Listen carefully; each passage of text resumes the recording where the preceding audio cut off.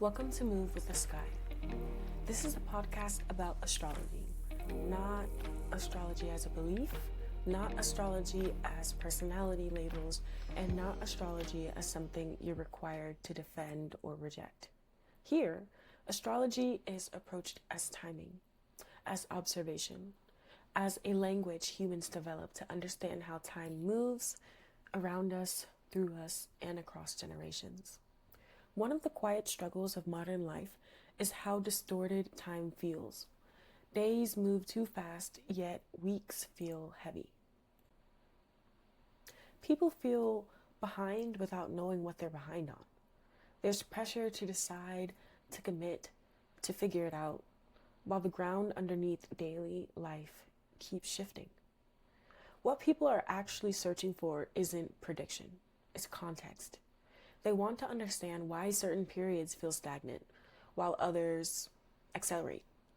Why the same themes reappear in different forms. Why some moments demand patience while others demand action. Why life seems cyclical even when we're told it's supposed to be linear. Astrology originally lived in that space, not as fate, not as fortune telling, but as a system for tracking patterns in time. This podcast exists because you're allowed to think differently about astrology here. You're allowed to be curious without committing. You're allowed to listen without believing. You're allowed to observe without deciding what it means yet. Move with the Sky is about learning how to see patterns, not being told what to think about them. Most people encounter astrology in fragments. A meme, a tweet, a personality post, a warning about Mercury retrograde, or a chart reduced to a sun sign. Astrology is often framed as something you either believe in or you don't, like a superstition, a personality quiz, or a personal philosophy. But belief versus disbelief is the wrong conversation. Astrology doesn't require belief, it requires observation. The problem isn't that astrology is inaccurate. The problem is that it's been stripped of context. Historically, astrology was never separated from astronomy. It wasn't mystical or abstract. It was mathematical, cyclical, observational, and deeply tied to agriculture, governance, navigation, and timekeeping. Over centuries, astrology became fragmented, reduced to entertainment, moralized by religion, dismissed by science, once astronomy specialized, and later repackaged as personality branding in modern culture. The myths persist because the history isn't taught, the timelines aren't explained, and the practical function of astrology as a way to map time rather than personality is rarely discussed. And that's why A Scheme of Heaven by Alexander Boxer is foundational for this episode. Not a book review, but a historical framework that reconnects astrology to what it actually was. A data-driven system humans used to understand cycles, repetition, and timing. I want to be clear that this episode isn't about convincing you that astrology works. It's about explaining what astrology is and what it was always meant to do. To understand astrology, you have to start with time. Not clock time, celestial time. Humans are pattern-matching creatures. Our minds look for rhythm, repetition, and sequence. If two events unfold with similar timing, even if separated by years, we instinctively connect them. Alexander Boxer describes astrology as uniquely powerful because it combines two fundamental human tendencies: our need to find patterns and our fascination with ourselves. Astrology structure, overlapping cycles that never repeat in the exact same way, mirrors lived experience. It's not mystical, it's neurological. This is why astrology has persisted despite repeated attempts to eradicate it. Not because it predicts fate, but because it organizes time in a way humans intuitively recognize. One of the oldest concepts in astrology is the chronocriter. Chronocriter is a Greek term meaning time ruler. Chronos means time and crater means ruler. So a chronocrater wasn't a personality indicator. It governed intervals of time, days, years, or even phases of life. There were chronocraters for collective time and for personal life stages. One year of life might be ruled by one planet and another year by another.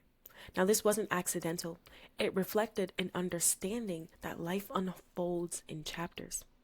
Even Shakespeare echoed this structure when he wrote about the 7 stages of man. A number astrologers recognized as symbolically linked to the 7 visible planets: the Moon, Mercury, Venus, the Sun, Mars, Jupiter, and Saturn. Those 7 planets shaped more than astrology, they shaped the week. During the Roman Empire, days were named after planetary rulers. This system survives today, especially in Latin-based languages.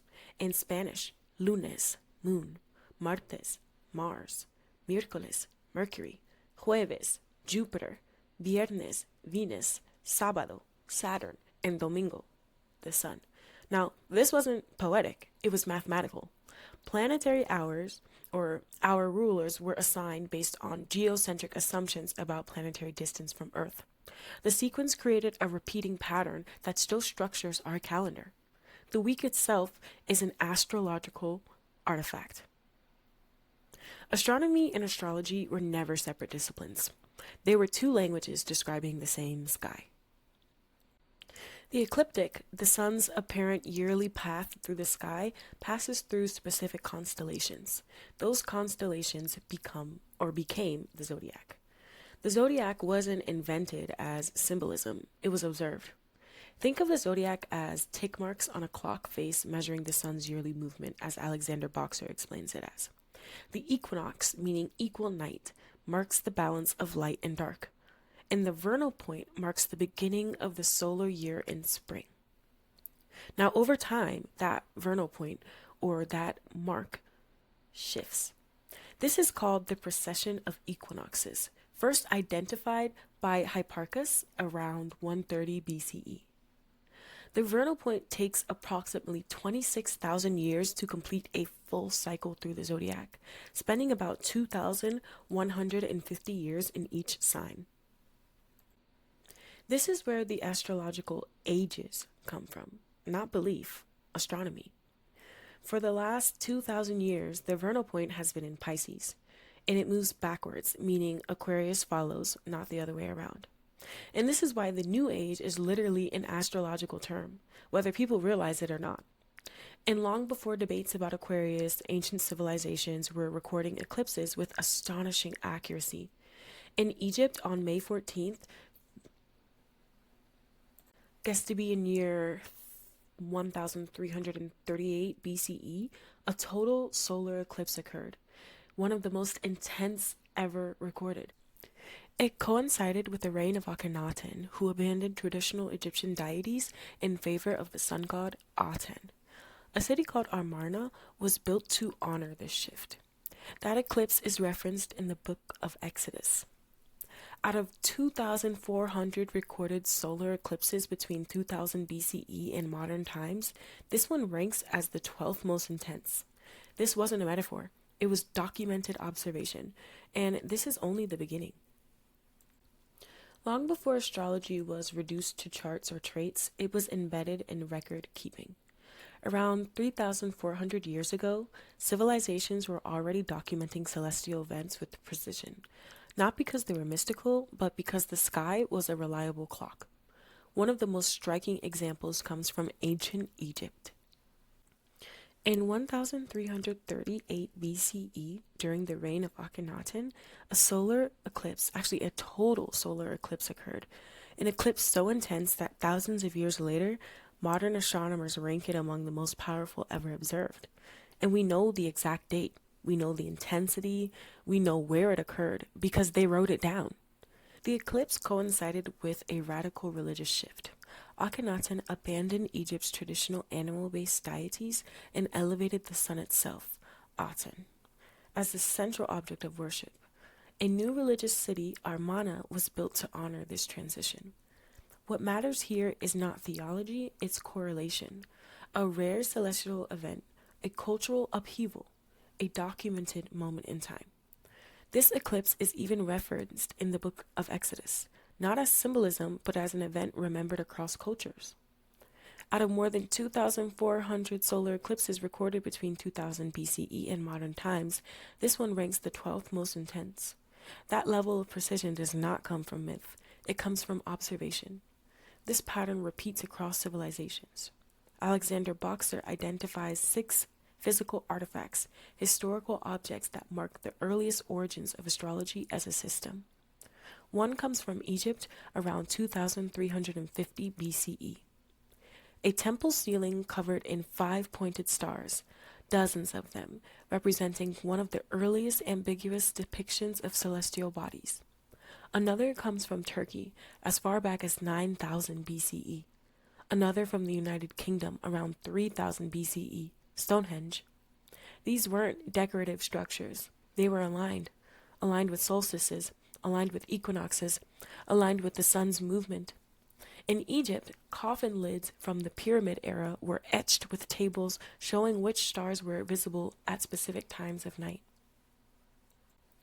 These weren't just symbolic engravings, they were star charts. They also used a 365-day year, 12 months, 24 hours, a 10-day week totaling 36 weeks, plus 5 additional days, what we might now call intercalary days. They were already standardizing time. They were already mapping cycles. By around 687 BCE, records show awareness of 5 planets visible to the naked eye: Mercury, Venus, Mars, Jupiter, and Saturn. These are the same 5 planets still central to astrology today. And that's not coincidence, it's continuity. In Babylon, around 650 BCE, Jupiter was associated with the god Marduk. In the Assyrian city of Nineveh, modern-day Mosul, archaeologists uncovered a collection of 70 tablets used for interpreting omens.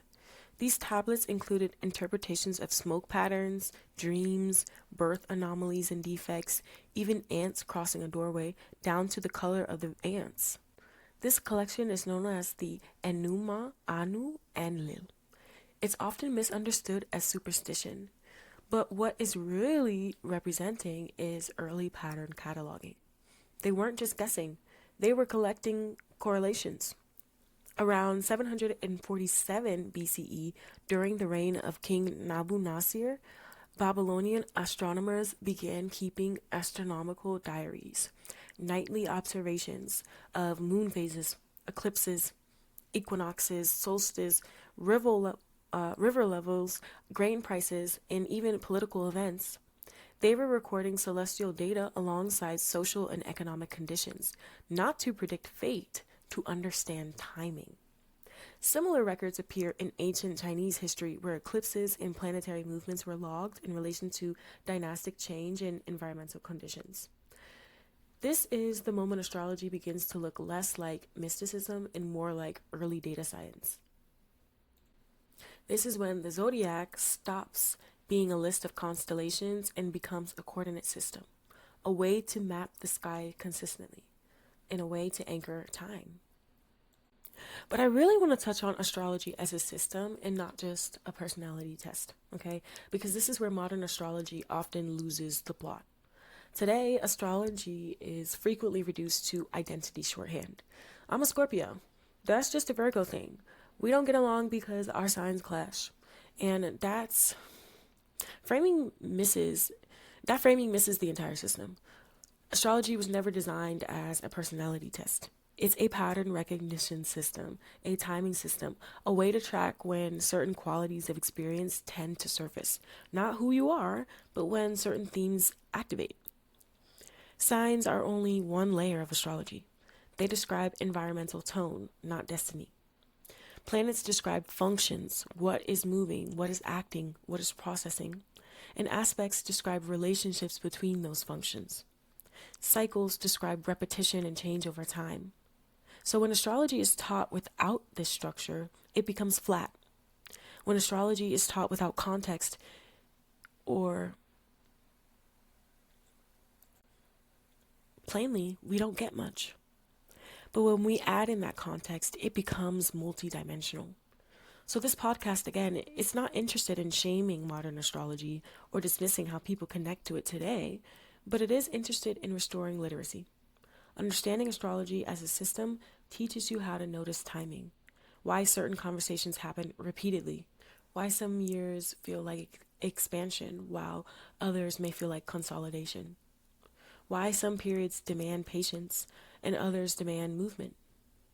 This isn't about labeling yourself, it's about learning to read those cycles.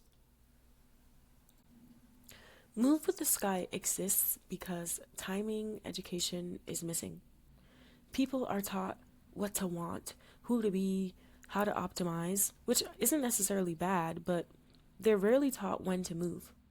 Astrology, when taught responsibly, gives language to timing. Not just prediction or that, but not to control either. Really just awareness. So this podcast focuses on aspects, cycles, and transits because that's where astrology becomes practical. And that's where people stop asking, what's wrong with me? And start asking, what phase am I in? Education matters more than certainty. Understanding matters more than belief. And so this podcast doesn't tell you what to think, it teaches you how to see. Future episodes will focus on aspects, starting with conjunctions, not because they're dramatic, but because they're beginnings, and conjunctions mark initiation. They show when new cycles start, when something is seeded, when attention condenses, and understanding aspects changes how people experience time. So you stop personalizing every feeling and you start recognizing those patterns. Later episodes will offer visual references, calendars, and tools so you can follow along. But this podcast moves at a human pace. There's no rushing, not trying to sell you anything unless you want it, just trying to orient you towards the right direction. Astrology isn't about certainty, it's about cycles. Again, so understanding timing is a way to reduce anxiety. Not because it's going to give you all the answers in the world, but because it gives you context again. You're not late, you're not broken, you are in a cycle. You're going through this time period. This too shall pass. And learning to move with time rather than fighting it changes how life feels. And that's the whole point. So thanks for listening. Until next time, move with the sky.